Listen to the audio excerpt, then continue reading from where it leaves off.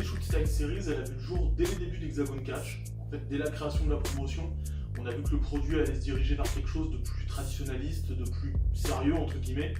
Et le Shoot Style, c'est quelque chose qui correspond bien à cette identité et aussi à l'identité de certains membres du roster.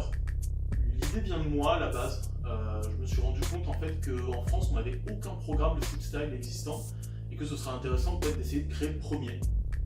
C'est vrai que dans les jeunes promotions françaises qui surgissent un peu de partout, on voit une recrudescence des matchs hardcore, des matchs à gimmick, des matchs à stipulation, mais bizarrement pas de shoot style.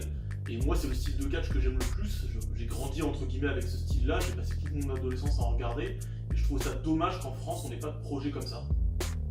J'ai donc soumis l'idée aux gens qui travaillent dans Hexagon Catch et aux catcheurs également, pour voir si on pouvait essayer de créer le tout premier programme de shoot style wrestling en France. Donc on a trouvé un lieu où on pourrait organiser des enregistrements et puis également des volontaires, donc 4 catcheurs, dont moi, qui vont prendre part à cette première saison. On retrouvera Jefferson Vero, qui s'est illustré dans le tout premier show Hexagon Catch et dont le palmarès en lutte gréco-romaine n'est plus à présenter.